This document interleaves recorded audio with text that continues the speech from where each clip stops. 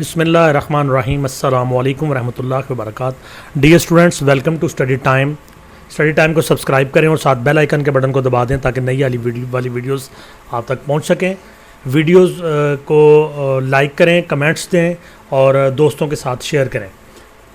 Social studies class 4 Eden garden schools में पढ़ाया जाने वाला सिलेबस, इसकी नेक्स्ट वीडियो की तरफ हम आगे बढ़ेंगे और क्लास 4 ऑक्सफोर्ड की ये book social studies for Pakistan, इसका यूनिट नंबर 1 हमने शुरू किया। उसकी पहली जो वीडियो थी geography, the earth in space, पहली वीडियो बनाई। अब नेक्स्ट पेज पे आगे चलते हैं और इसमें कुछ टर्म्स हैं जियोग्राफी के हवाले से, और तो इसको हम देखेंगे और इसको पढ़ेंगे।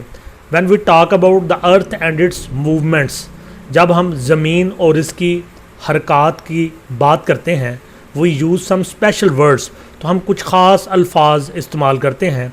Here are some that you should know, यहाँ पे कुछ ऐसे अल्फाज जो कि हम इस्तेमाल करते हैं ज़मीन की हरकत या ज़मीन के हवाले से, वो आपको जानने चाहिए, वो पेश किए जा रहे हैं। सबसे पहले ऑर्बिट। ऑर्बिट का लफ्ज़ी मतलब है उर्दू में मदार।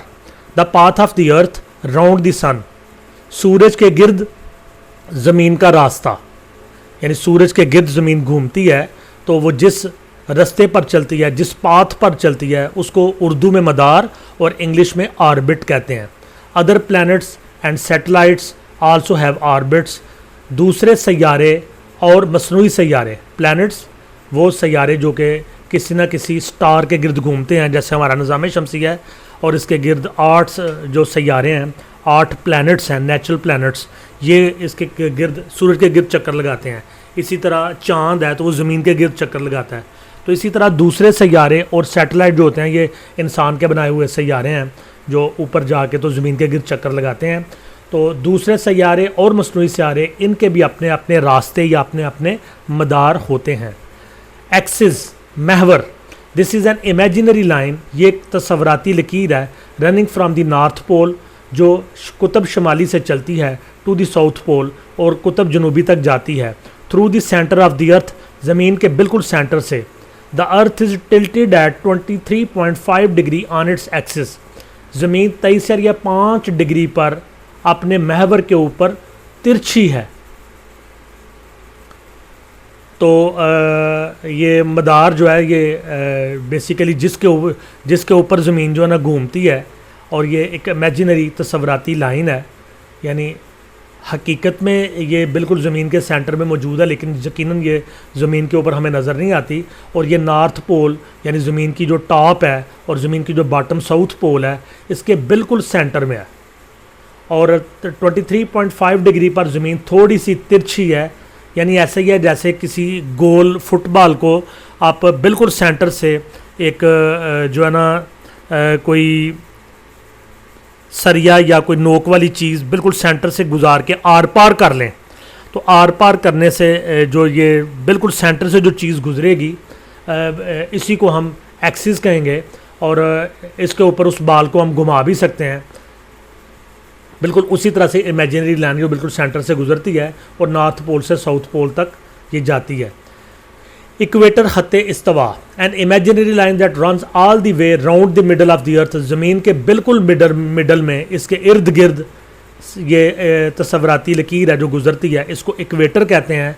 और ये जो इक्वेटर है, ज़मीन जो कि सफ़ीयर है, एक गोल है, तो इसको इक्वेटर बिल्कुल सेंटर से 2 हिस्सों में काट देती है, और 2 हिस्से, ऊपर वाला नॉर्दर्न हेमिस्फीयर और नीचे वाला साउदर्न हेमिस्फीयर कहलाता है। ये बात आगे जो हेमिस्फीयर है इसमें आएगी।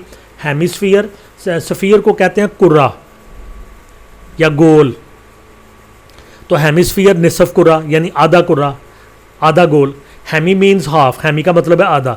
The equator divides the earth into the northern and southern hemispheres, equator ऐसी लाइन है जो ज़मीन को 2 हिस्सों में डिवाइड करती है, तकसीम करती है, नॉर्दर्न हेमिस्फीयर, शमाली निसफ कुरा, एंड साउदर्न हेमिस्फीयर और जनूबी निसफ कुरा।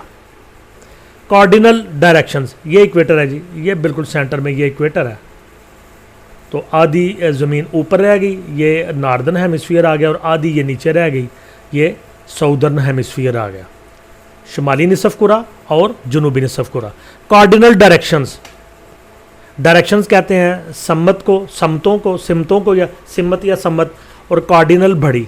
The 4 main points of A compass, compass कहते हैं सिमत नमा जिसके ऊपर सिमत दिखाई जाती है। कंपस एक ऐसा आला है जिसके जरिए सिमत मालूम की जाती है, नॉर्थ ईस्ट वेस्ट साउथ। तो इसके ऊपर 4 पॉइंट्स होते हैं, नॉर्थ शमाल, साउथ जनूब, ईस्ट मशरक एंड वेस्ट मगरब। एट कॉल्ड कार्डिनल डायरेक्शन, इनको कार्डिनल डायरेक्शन या बड़ी सिमतें कहा जाता है। यानी 4 बड़ी सिमतें होती हैं, शमाल, जनूब, मशरक और मगरब।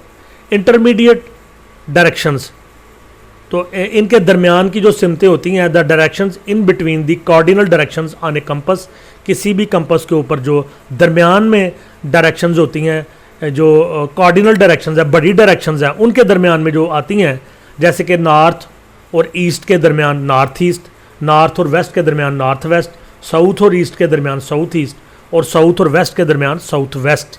तो ये इंटरमीडिएट डायरेक्शंस कहलाती हैं, आर कॉल्ड इंटरमीडिएट डायरेक्शंस। इनको इंटरमीडिएट डायरेक्शंस कहते हैं। जो मेन डायरेक्शंस हैं उनके दरमियान में ही होती हैं। आगे एक इंपॉर्टेंट है रोटेशन और रेवोल्यूशन।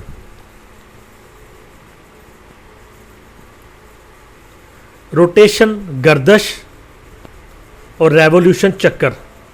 रोटेशन क्या है? ज़मीन की रोटेशन भी है और ज़मीन की रेवोल्यूशन भी है।